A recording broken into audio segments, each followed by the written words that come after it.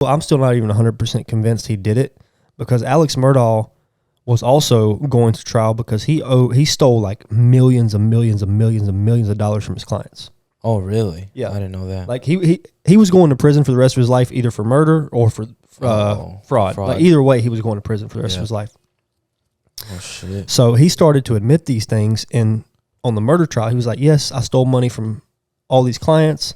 So he was going away for that anyways, and then when he was on trial for murder, he was like, okay, I admit to all these. He already knew he was taking an L no matter what. Yeah. He was like, okay, I'll admit to all these other things that I did. I took money from my clients. I'm not proud of it, but I didn't murder my kid and my wife. Like, that's just something I didn't do. Mm-hmm. So the conspiracy that I think is... Hey guys, welcome to the False Nine Podcast here with episode 120. We're here with another episode. I hope you guys are starting your week strong. In today's episode, we are going to talk about UFC 285, Creed 3, and how do you say that last name? Murdaugh Murders. So just three topics, but I want to say the most exciting is probably going to be UFC. For sure. I want to start off by saying we are really good at predicting these fights, bro. Mm-hmm. Like, maybe not like rounds, but like I'm like, bro, we get, I don't know what, like, I know we get hate a lot, but I'm like, bro, you need to watch like our priors, like predictions. Yeah, start betting the house on who we pick. And I'm like, bro, we need to start putting bets and then just put them up on like our TikToks and then just start flexing if we do good. Yep. But yeah, bro, like, we even really said like pretty much all. We do pretty good at all sports, really. Yeah. Well, really, I think UFC and football. Yeah. Well, football we did okay, but I think right now I like to watch like UFC and boxing like a lot. Like that's probably my favorite sport to watch. Yeah, for sure. But we said Jon Jones is gonna win by submission. Mm-hmm. That's how it happened. The rounds we didn't get it right, but we said that's how it would happen. Same thing with like the Volk fight. I think we said like if it goes to distance, Volk is probably going to win or some shit like that. Mm-hmm. But yeah, I don't know. Which he really should have won. Yeah, but we we do really good of kind of like knowing, I guess, like the fighters and their strengths and knowing the other fighters or the same fighter like their weaknesses. Mm-hmm. So I think that's pretty cool. And I was like, bro, we need to start betting on these fights and figuring that shit out. So might see that shit coming. But anyways, let's start talking about Bo Nickal. I wanted to mention him because I was watching the, you know how UFC on YouTube, they put out those videos or vlogs about like UFC embedded or no? Mm-mm. It's kind of like I probably know what you're talking about, but I don't know what you're talking about. A week, I think on Sunday, like the Sunday before, like, so they fight Saturday, so Sunday, like 7 or 6 days before, they put out a 47-minute or 45-minute video, kind of just like a promo or a hype. And then they put out like daily vlogs Monday through Friday to kind of just hype the fights on YouTube. Yeah. And kind of showing the training of the fighters and behind the scenes and stuff like that. So that's how I first like got learned about Bo Nickal. Like I think it was that same day we recorded, and I was like, man, we should have watched that and then probably talked about the fighters. Yeah, because it was like really. And that's how I get to learn the fighters and how they are and their personalities and how they train and shit like that. Because you see a lot of behind the scenes stuff. But anyways, so Bo Nickal, I'm not gonna like say like I know who he is and whatever, but I know he came from Penn State and he was like he was like a wrestler, big time wrestler name. And he said once he finished his career there, he was saying like I'm gonna go into the mixed martial arts and go into the UFC. But apparently in like Penn State, like he was like really, really, really good. Like he was so dominant. Mm-hmm. And that's why I want to talk about him. And then he's just really good at wrestling. I think all the fights that he's won have been by submission in the UFC. Well, he's only 4-0. Yeah, but I don't even know if all those are UFC fights. They are. I think they are. Because that's his MMA record. I don't know if that's his UFC record. Oh, yeah, that's right. Yeah, so he has 3 by submission, 1 by knockout. I want to say that he was in what is it called? Ultimate Fighter? Oh, yeah. Or whatever when they fight in the Apex. But he has a really good college resume in wrestling. And I think he's one of those guys that we got to keep an eye out for him because he's going to probably want to fight a lot.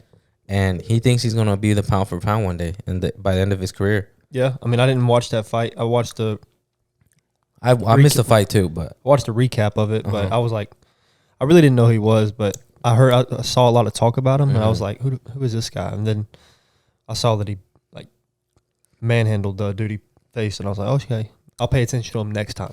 Yeah, like I'll watch his next fight for sure. Yeah, same. And that's kind of what I want to start doing too. Is like these names, like upcoming UFC fighters. Like I want to get to know them and like remember them and watch their fights. Especially if they're on because he was on the main card, right? Yeah, he was the first fight on the main card. If they're on the main card, then they're obviously something. So I really would like to start watching like all even the fights, the first few fights in the main card, because usually we only really care about the top 3. Yeah, top 2 really. In the main card, but I kind of want to pay attention to all 5, 4 or 5.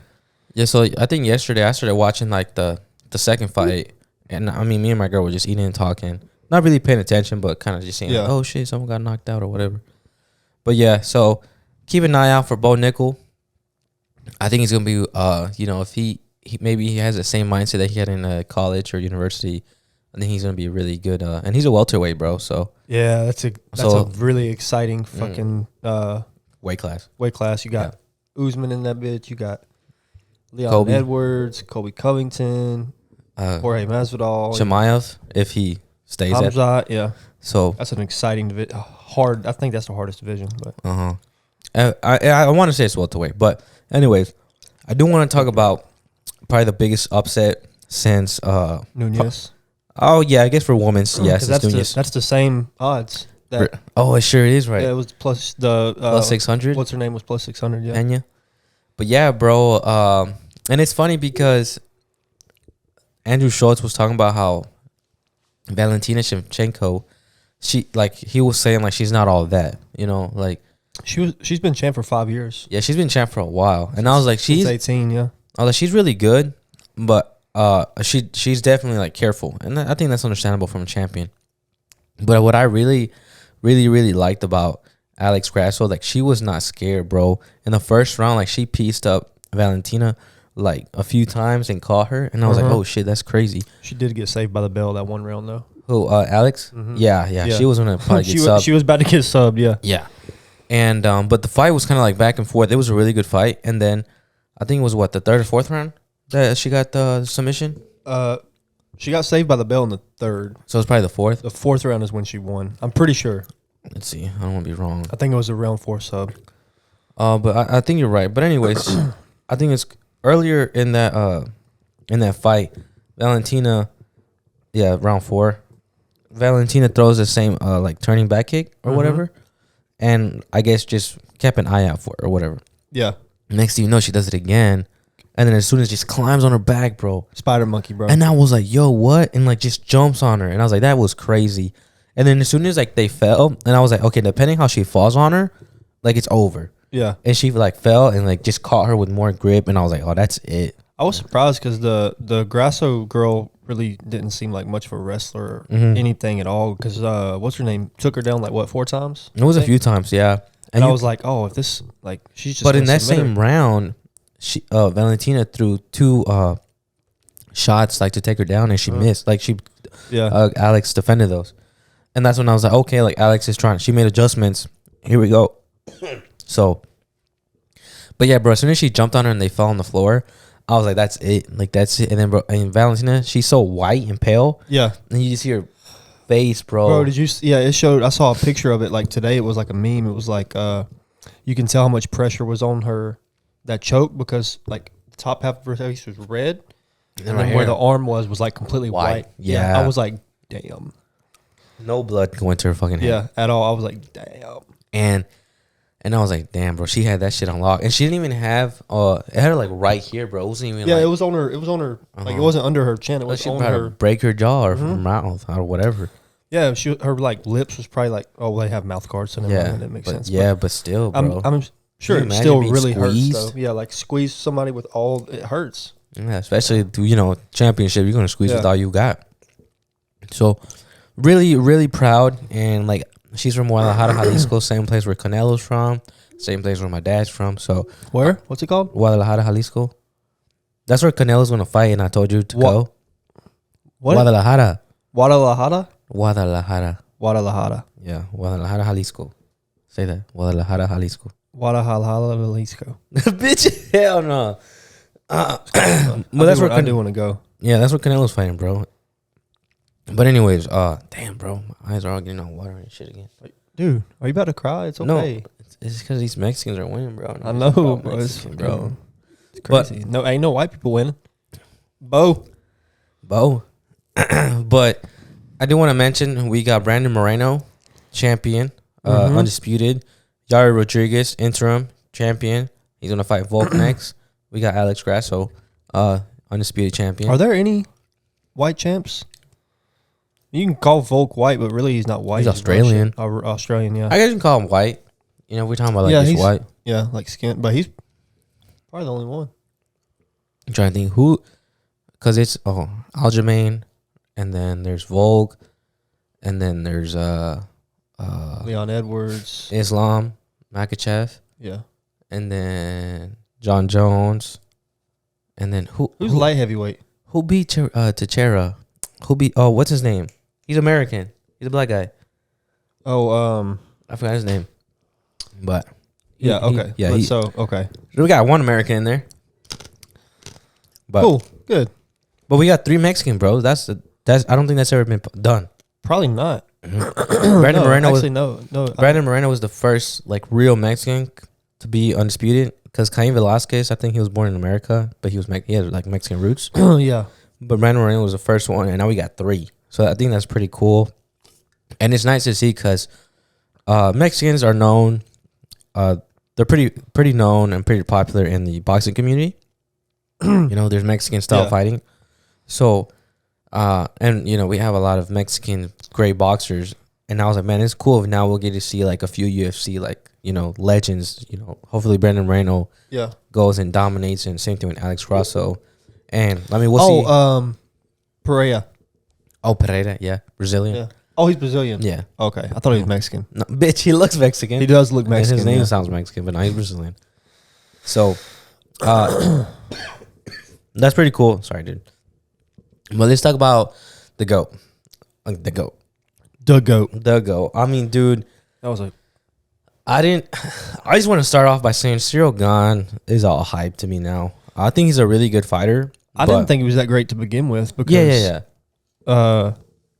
I don't think Francis or him are really that great. I think the heavyweight division, like when Stipe lost the belt and Cormier left, like all these people, no, that was when Cormier. Did Cormier leave a heavyweight or light heavyweight? I thought he was light heavyweight.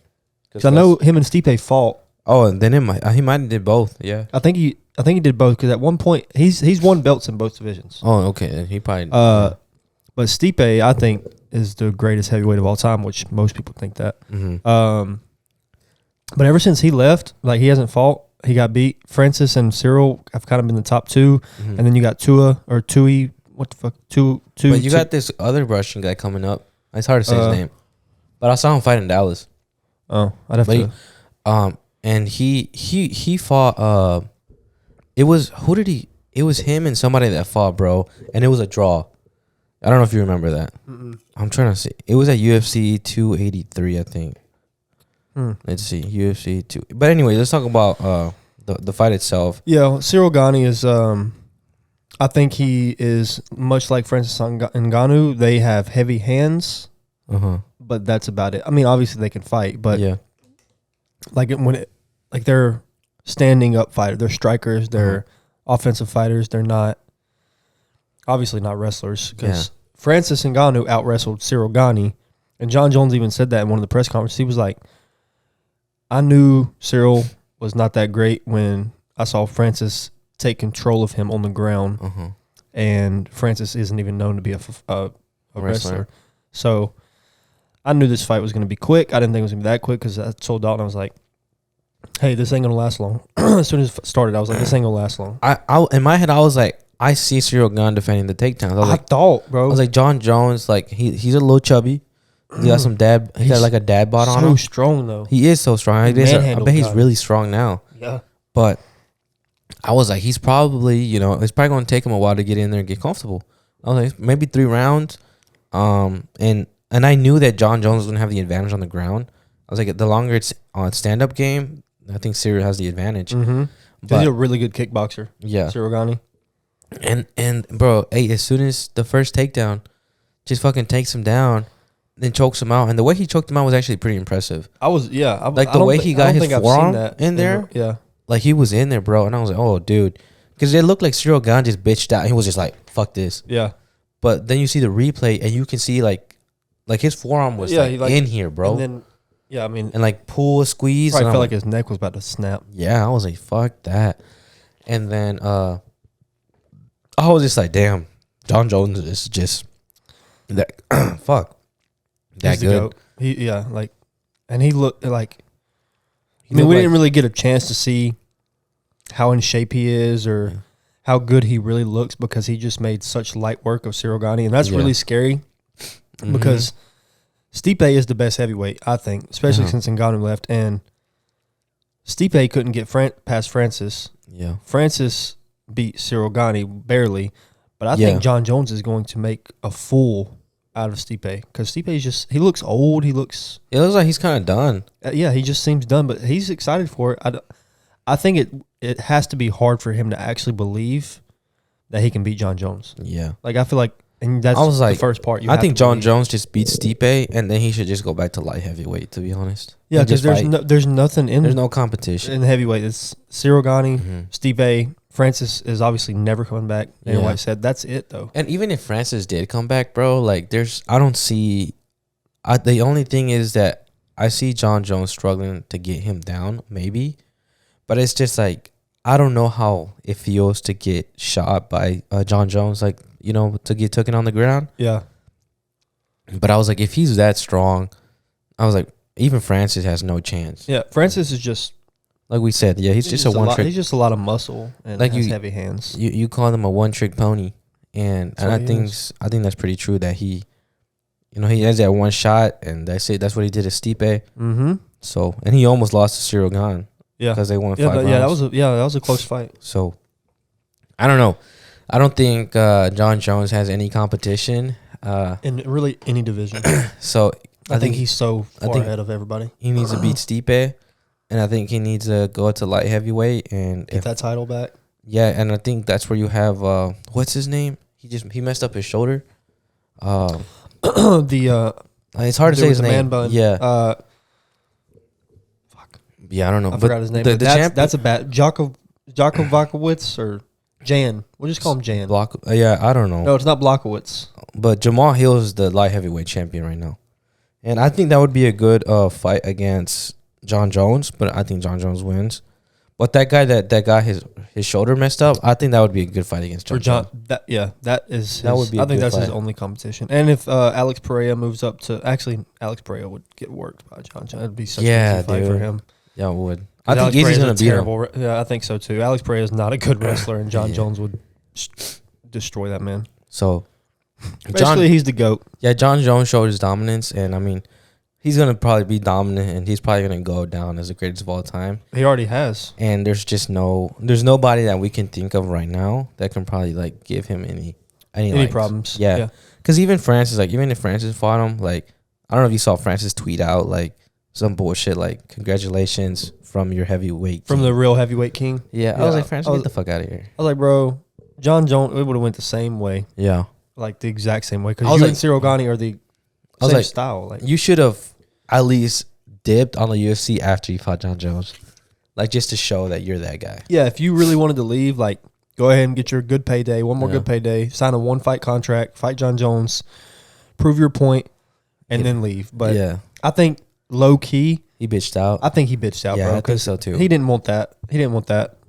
Yeah, I don't think nobody wants to fight Jon Jones. Who would? Why would you? It's like Canelo. Yeah. Like, why would you? Or Tyson Fury. Why would you want to? You're going to get embarrassed. Yeah. And your legacy is going to be tarnished. But we have some exciting UFC stuff coming up. We have Leon Edwards and Usman 3. That's going to be really exciting. We don't want to give predictions right now. Not right now. It's too soon. Well, not too soon, but we'll make it one at a time. My prediction can be the same either way. But yeah. Is that the same fight where Jorge Masvidal and Gilbert Burns is fighting? Or is that on the Izzy card? No, I think they're on the Usman card. Okay. I think. But whenever that fight is, that's going to be exciting too. Yeah, I think it's going to be easy. I mean, you have Izzy and Alex Pereira. That's going to be really nice to see. Number 4.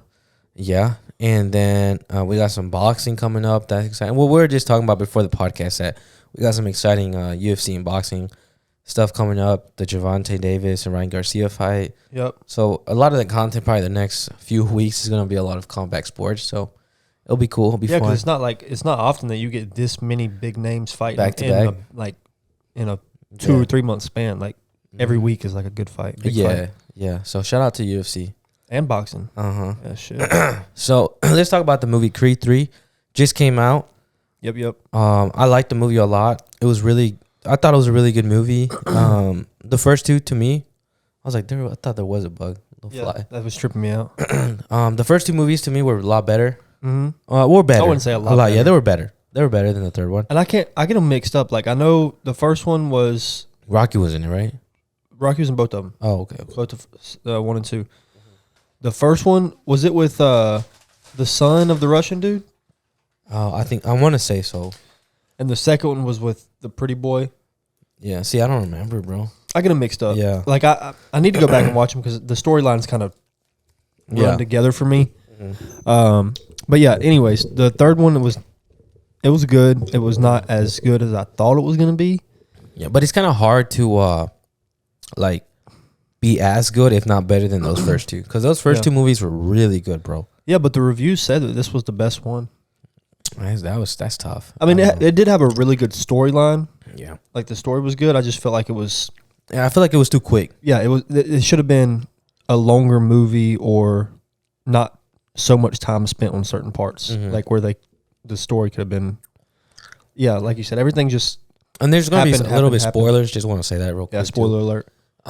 So, like, Adonis Creed, it kind of shows him in the beginning as a little kid, and then there's this guy with him. I want to say his name was Damien. If I'm not mistaken.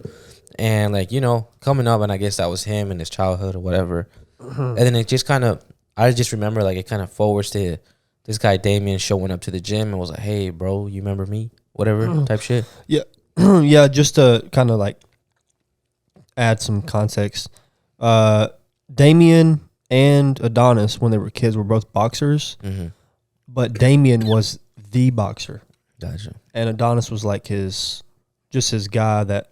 Right-hand man? Right, like right-hand man, but he wasn't really the fighter.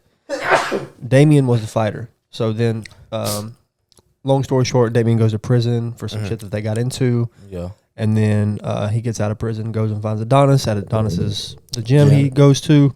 And Adonis is like a promoter too now. Yeah. Yeah. And then he's like, "Hey, you remember me?" Blah, blah, blah. And then at first, they kick it off. Everything's good. But I want to mention, like, the guy who played Damien, Jonathan Majors, like, his acting, bro. And, like, he sounded just like someone that did come out of prison and just sounded scary. And like, you're like, damn, like, he's going to, like, just snap on Adonis and just punch him or something. Yeah. That's how I felt. Like, he was just going to the whole time you were, like, on the edge of your seat. Like, what the fuck is this guy about to do? Mm-hmm. Yeah. Because you can tell, like, they say, like, he got a chip on his shoulder. Like, he's angry about something. Yeah, and, I mean, he did end up being a dirty fighter. Yeah. Like, you could tell that he was... Jail fighting. Yeah. He was brawling. Yeah. He still has that boxing background, so he still knew the basics, but he was still brawling with a mixture of boxing IQ and boxing, which is a fucking scary combination. Yeah, very scary. But it kind of just led to him kind of getting a title shot right away, and I was like, oh, that was too quick, bro. Yeah. I thought he was gonna have like a few fights, and then he's gonna be like, you know what, fuck you, Adonis Creed, like, you took everything from me, and then that led up to them fighting. Yeah, I thought the storyline was gonna go different, much different. Yeah, because then it was just like him getting a title shot, being dirty, messing up Adonis's Creed, like, fighter, like, that he promotes, and then just like I guess they get into it, whatever. And they say, "Oh, I'm gonna come back and beat you up," and I was like, "That's a little corny," Yeah, it was. And I was like, "Oh, I wish there was more, like, I guess, like, build up to the like, I don't like the main event, yeah, or something like that." But overall, it was a good movie. The scenes were cool and everything. The first scene in the movie where they're boxing and he's like seeing that body shot, I thought it was pretty cool. Yeah. Oh yeah, that was like cool. Was analyzing it, and he was like, "I see your, I see your ribs." So that was cool to see. But, it was his first movie he directed. I thought it was a really good movie, so. He did great. Props to him. Yeah, I feel like he has a good vision. Like, being the main character in a movie and directing it cannot be easy. Like, I'm sure that's so hard, and that was really impressive. That was a good ass movie. And I thought it was pretty cool how they had like the Zone on there. Canelo was on there. Yeah. I want to say his name is Terrence Crawford, the boxer, and there was this other guy, the Russian looking guy, or I don't know if he was Russian, but that white dude that was helping him too. Yeah. He's a pro. I want to say he is. And and like the commentary and everything, it was like real, you know. Like they took their time and did that. Did you notice that this is kind of going back to UFC, kind of building off that? Did you see last night that they were filming movie? The Jack Gyllenhaal Roadhouse? Movie? Yeah. Jake Gyllenhaal and Conor McGregor? Yeah. That was pretty cool. So that was pretty dope to see. Like, it's kind of the same thing as with Creed. You're going to have all these UFC stars, like real UFC stars in it. That's probably why there was a lot of celebrities there, huh? Maybe?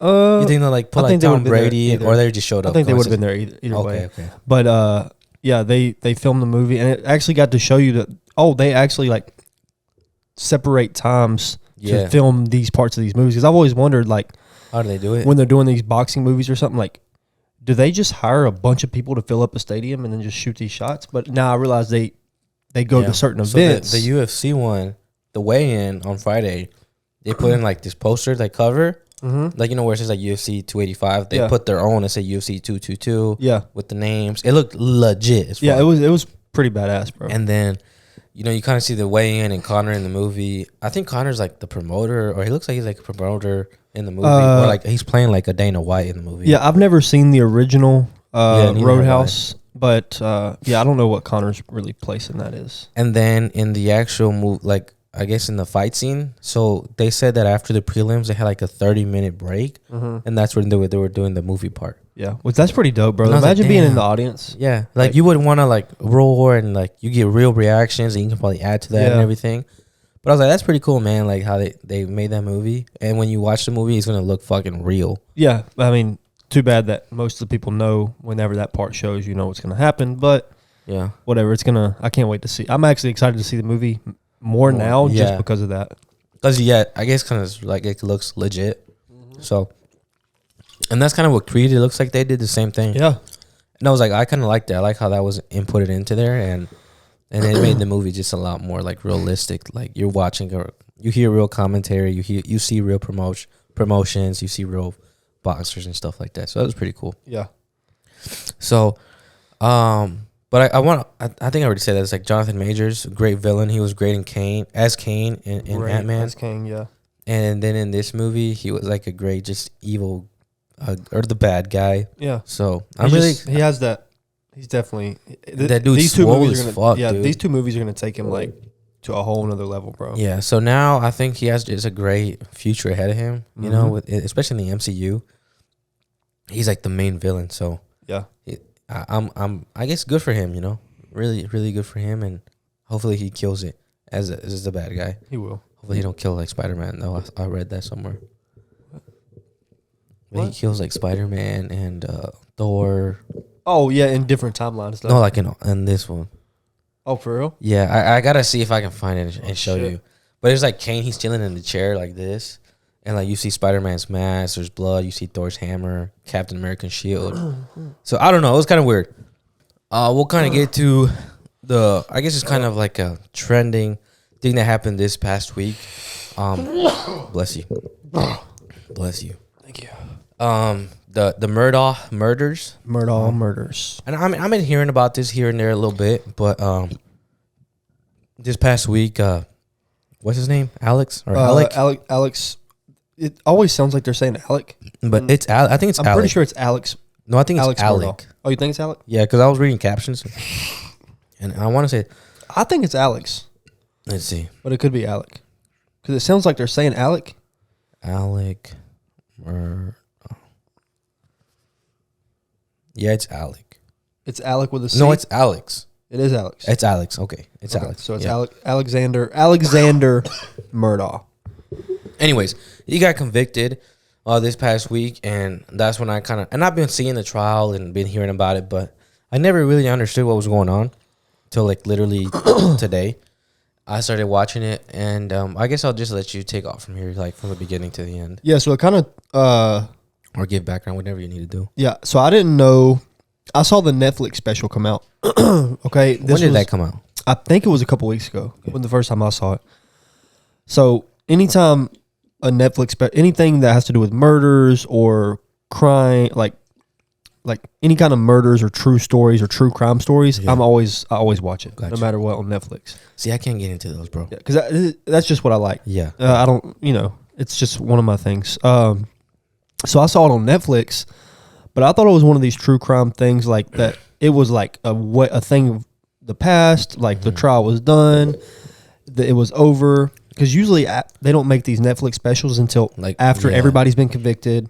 Like the neighbor one with the dude who killed his 2 daughters and his wife.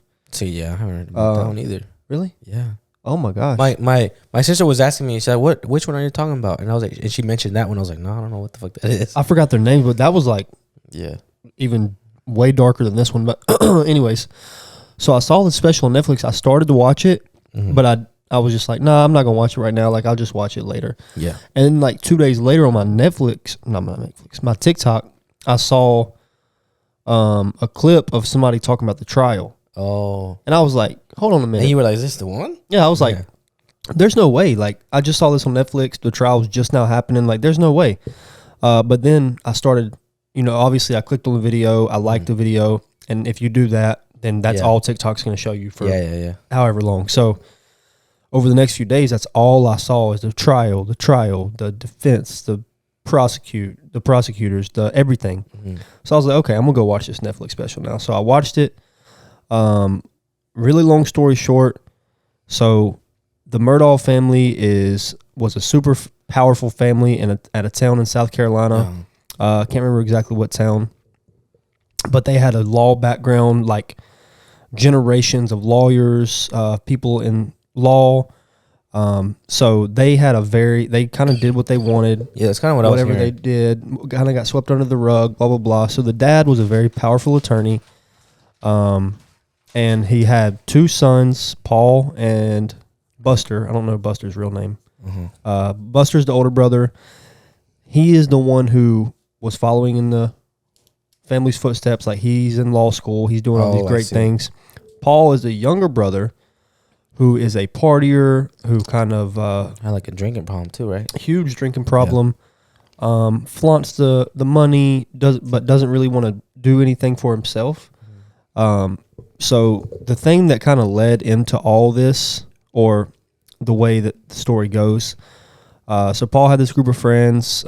He used his older brother's ID to get them alcohol, blah, blah, blah.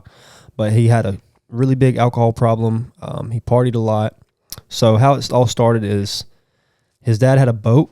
I guess it was his dad's boat, or maybe his dad bought the boat for Paul. I don't fucking know. But one night they went out and they got super drunk. They left this little... a bar, and then they went Paul to... and his girlfriend. Paul and his girlfriend? Yeah. Okay. And then I guess they got together and got on the boat. I think because they were on the boat, and then they drove the boat to this pier and got alcohol from the store. Oh, maybe that's how it happened. I don't know. Yeah. And then they got back on the boat, and Paul was already really drunk, and they were all trying to like get him away from driving the boat because he was drunk, and he was like, "Get the fuck away from me! This is my boat. Nobody's driving my boat." Blah blah blah. He was just belligerent and irresponsible. And I heard he slapped his girlfriend. Yeah, so he on the boat. Yeah, so he which I don't know if it was the first time or I can't remember the context behind it, but yeah, he slapped his girlfriend, told her to stop being a little whore. Oh shit. Or something like that. Like, was just being completely stupid and drunk and, but eventually he got the boat up really, really fast. And everybody was like scared. They were telling him, please stop, please stop, please stop. And then he stepped away from the driver. I guess I'm just going to call it a steering wheel because I don't know what the fuck it is. And it was nighttime, so they can't. Oh, yeah, it was dark. Shit. It was dark. And apparently they were just doing circles. And he was like, I know this lake, blah, blah, blah. This is my boat, my lake. Everything. He stepped away from the steering wheel, apparently. Somebody tried to grab it. He came back to it. And I'm just kind of winging it on this part because there's a lot of details that I can't really remember, but this is the gist of it. He comes back. Next thing you know, they're flying and they just crash into a bridge. Damn.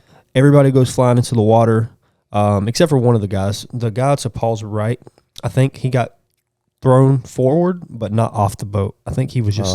It's the guy that I didn't see that. busted his lip or something.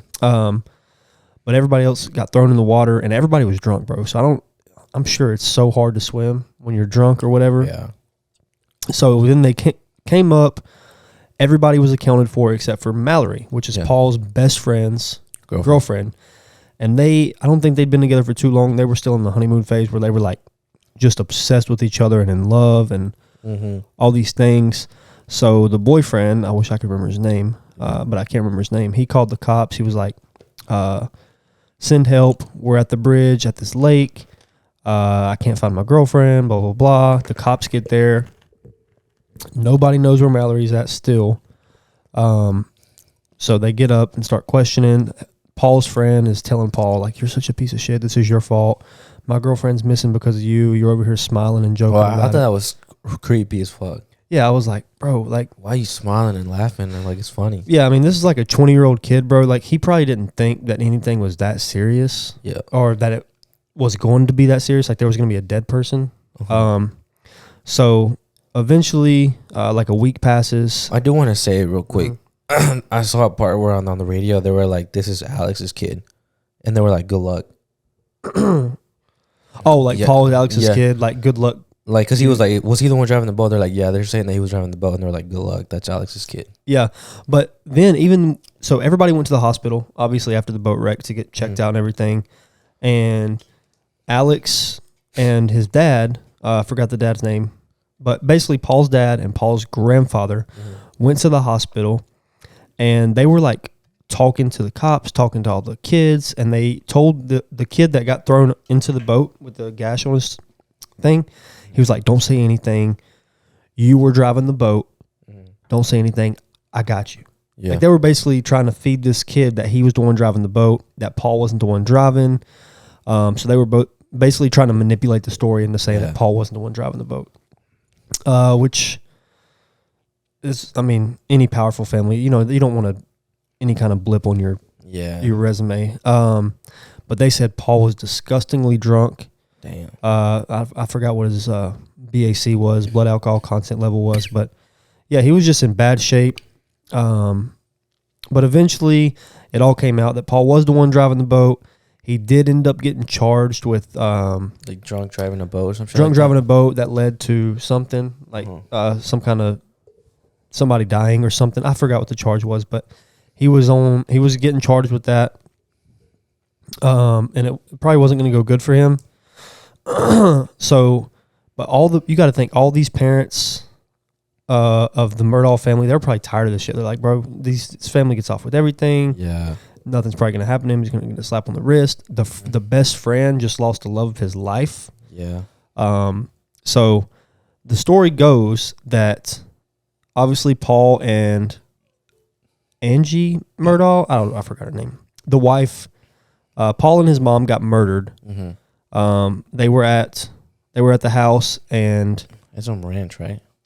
Or some land or something. Well, yeah, it was their land. Yeah, like their land. It's like 100 acres. I was like, they had a lot of land, but they had these dog kennels. So one day they had been spending time with the dad all day, and he was taking videos, and that's why like an hour before they got murdered, he took a video of his dad with some kind of tree doing something. Like, they were bonding together all day, and laughing and blah blah blah. So then they went to the kennels. They had a bunch of dogs. That's where they kept people's dogs, and like, I guess, trained them to hunt. And that's where he kept his hunting dogs. So they went down there, and the story that Alex told the cops was he hadn't been to the kennels all day. But then a Snapchat video that never got sent came afloat, and it was a video of Paul taking a video of the dog, and in the background you can hear his mom's voice and his dad's voice. And this video was taken 6 minutes before they died. Damn. But the Snapchat video never got sent. I guess it just saved onto his phone or something. And I guess Alex, the dad, had no idea this video was taken. Yeah. Because it was obviously his voice in the background. So then he was like, oh, yeah, I was at the kennels. But one of the dogs had a chicken in his mouth. I took the chicken out, laid the chicken down, and then I drove back up to the house in the golf cart. I took a nap. And then after my nap, I called my wife, who didn't answer, and told her, hey, I'm going to go check on my mom. He went to visit like his parents or his dad or something? Yeah, he went to go check on his mom at like 9:06 or something, 9 something. But he called his wife who didn't answer, and then he texted her and said, "Hey, I'm going to check on mom. I'll be right back." He comes back later, and then for some reason goes to the kennels to check on them, I guess, and then finds them dead. Yeah. And then he calls the cops, and the cops come. He tells them the story, like, I was gone to my mom's, I came back, I found them dead, blah, blah, blah. So, I don't know. There's so many different stories to what happened. Yeah. And I'm still not even 100% convinced he did it, because Alex Murdaugh was also going to trial because he stole like millions of dollars from his clients. Oh, really? Yeah. I didn't know that. Like he was going to prison for the rest of his life, either for murder or for fraud. Like either way, he was going to prison for the rest of his life. Oh shit. So he started to admit these things on the murder trial. He was like, "Yes, I stole money from all these clients." I think it was like $80 million. Like, it was a lot of money. Maybe not that much, but it was millions and millions of dollars for sure that he stole from his clients. Yeah. So he was going away for that anyways.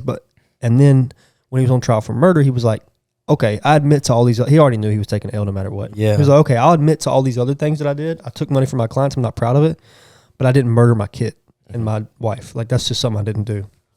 So the conspiracy that I think is the one that I believe the most is, I think that he owed a lot of people money, or he stole money from a lot of people. And obviously, if he stole millions, there's some powerful people he probably stole money from. Yeah. And they were probably like, "Hey, like, either you, like, we need you to feel pain. Like, we need to do something." So I think that if he didn't pull a trigger, which he very well could have, it got proven in court. So Yeah, I don't think he did either, though. yeah, I don't think he pulled the trigger, but he was definitely there.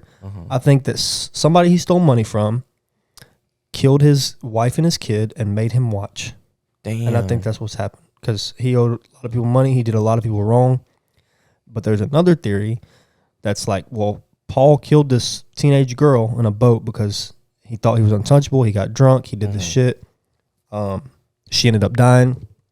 So his theory was that he thinks that somebody that had something to do with that boat wreck, like a family friend or something, came to kill Paul.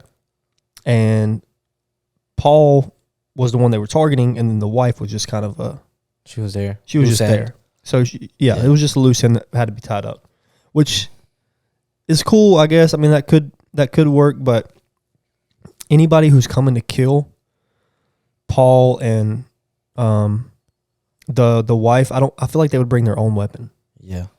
Because the weapon that they were killed with was Alex Murdaugh's weapon. Yeah. It was two weapons. A rifle and a shotgun. Damn.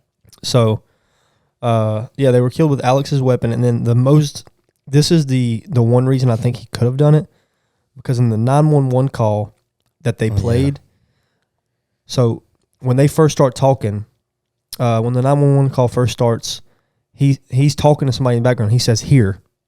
Oh, what the fuck? Yeah, like he's talking, like, and they question him about that in court, and his description for why he said that made no fucking sense at all. And then they played the 911 call, and he was like, "Here," like he was handing somebody something. He's saying, "Here." I don't think he meant to do it, because in the moment you're on the 911 call, but you're not really. Yeah, he probably was doing something else. He was doing something else, trying to like scramble to get everything done while he was on the call, because you don't want to call too late, and then it looked really sketchy. So shit. That's why I think that somebody did it and made him watch or something. Because when he said "here," I was like, "Oh, this motherfucker's kind of sketchy." Like, and then the conspiracy I heard that I guess there's two, that possibly that he hired a hitman to get him killed. But then I don't understand why he would want him to get killed. I think it was I think I know what you're talking about. I think it was to kind of get the heat off of him, or to like, because like I said, he was going to go away for stealing money from all these people. And I heard him and his wife weren't on good terms either. I don't know.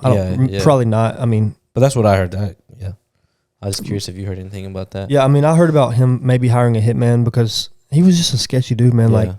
Like, and apparently his older son Buster is like his pride and joy. Oh shit! Which obviously he's following in his footsteps. He's going to be an attorney, which I don't know how well it's going to work out for him now with his family's name fucking disgraced. Mm-hmm. But yeah, he apparently hired somebody to shoot him in the head. So he was committing suicide, but wanted it to look like a murder, so his son could benefit from his life insurance policy. Apparently, yeah, because he was about to lose everything. Yeah, and him losing everything would mean that his family loses everything. Mm-hmm. So I think he wanted to leave his son with something. But yeah, the thing about him hiring a hitman to kill his wife and kid, I don't really understand from a father's perspective. I don't know how you could ever, even no matter how much your kid fucks up. Yeah. Like, I don't understand how you could possibly like kill your kid. Wife is one thing, but your kid is like, you made that. Like, that's like weird. That's yeah. And not to take anything from the wife, but yeah, like. No, I'm not saying it's good to kill your wife. I'm just saying it's more common than someone killing their kid. Yeah. Because Wait, it's more common to kill their kid? No. No, it's more common to kill the wife, your wife, or your partner. Yeah, your partner, than it is your kid. Yeah, when you hear like kid getting murdered, it's like, whoa. Yeah, like no way the parents did it. Like how could But there was some damning evidence against him. Like I just don't know. It's one of those things I don't really know. But I do want to say, like, when I was watching this little documentary on YouTube, like 45 minutes of it, it just sounds like the family had a lot of power and they just got caught up. Yeah. And kind of just, like, now it just fucking exploded. Yeah, and I mean, the two other people, which I'm not going to get into that because I don't really know much about it, but two other people ended up mysteriously dying around it that had ties to the family. And it just seems like they were like, just did what the fuck they wanted, did not care about why or how or any repercussions because they were just untouchable in that town, especially. Like nobody fucked with them because everybody knew who they were. Picture perfect family. Yeah, and that's kind of what I heard too. Is just like they just did everything they wanted and they were just untouchable. Yeah, I was like, that has to be scary too. But and now to think that you have that power, you can get away with anything.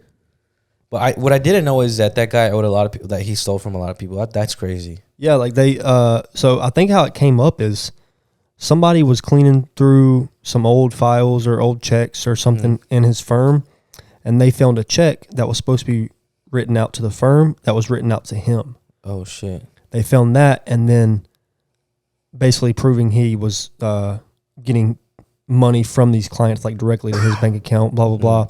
And then that uncovered a bunch of other stuff, and they found that he was stealing money from a lot of people. Damn. So yeah, if he didn't do it, he is the reason that it happened for sure. Damn, I wonder if. But he also had an opioid addiction. Oh, I heard about that too. That he was addicted to drugs. He was addicted to pills, and even the judge said, I don't think you did it.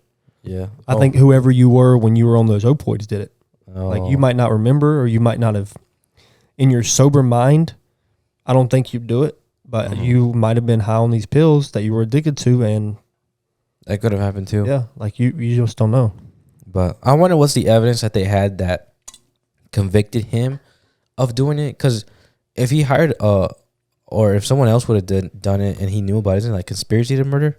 Is that what it's called? Yeah, it's conspiracy to commit murder or accessory. There's a number of different things he got charged for. But he got charged like if he did it, right? Yeah.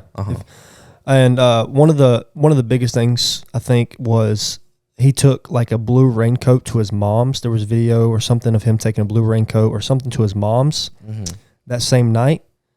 And that the things he took to his mom's were tested for gunshot residue and tested positive. Oh, wow. And you don't get that unless you shoot a fucking gun. But crazy. I don't know if that was damning really because they always shot guns. So he could have just been shooting to shoot because they had tons of guns. They were always shooting guns, hunting, doing all these things. So, but it was kind of sketchy that he was taking that over to his mom's. Like, why not just take it to your house? So he was taking it there to maybe try to hide or something. That's crazy. But there was a lot. I tried to pay attention to the trial as best I could. I really only watched it in my downtime at work. I was just kind of watching through it. And he just lies a lot, man. I think that's what got him caught up. He couldn't even keep up with his own lies. Oh, for real. Yeah. Well. But he got convicted. Two life sentences. one for each murder. And then he's going to jail for the rest of his life. Yeah, he's gonna have a tough time if he makes it through. Yeah, I don't even know if he'll. I think he'll die. Yeah. Pretty quickly in prison. Maybe not because of somebody else, but I think he'll kill himself in prison. Fuck. But I think it's just crazy, bro. Crazy when this shit happens. It's just fucking like, damn, crazy the stuff to hear, and hopefully, I mean, I'm just happy they caught the guy. Same thing with like the Brian Kohlberger stuff and the Idaho murders. Like that shit was crazy, and I'm pretty sure they'll make like a Netflix show about that too. Oh, I'm sure, yeah. But when this stuff comes out, it's just like, damn, like this. It's just stuff that you don't imagine that would ever happen. Yeah, and especially families like this, man, where like his family was already set. What the fuck? You don't need to steal money from anybody. You're just being greedy. Yeah. And then you just start living based off of you can get away with anything, and you start doing reckless stuff just to see what you can get away with. And that's the thing. That's how the people just get caught up. Yeah, getting too greedy. Yeah, getting too greedy and getting too cocky. Yeah, for sure. But it is what it is, man. It's sad. Rest in peace to Paul, a young kid. I mean, yeah, he drank a lot. He lived recklessly, but he was still 20. He was still figuring out his life. Like, he didn't deserve to die. Yeah, maybe he did kill. Maybe he was responsible for a death, but which is very unfortunate. It's very bad, and it sucks that somebody had to die because he was being reckless. But nonetheless, he's still. Yeah, no one deserves to be murdered. Yeah, he deserved to go to prison. Yeah, but he didn't deserve to get murdered. Yeah, for sure. But I mean, that kind of concludes the show. I just want to apologize for being so sick today, man. Yeah, you've been coughing. Yeah, bro, coughing, sniffles, whatever.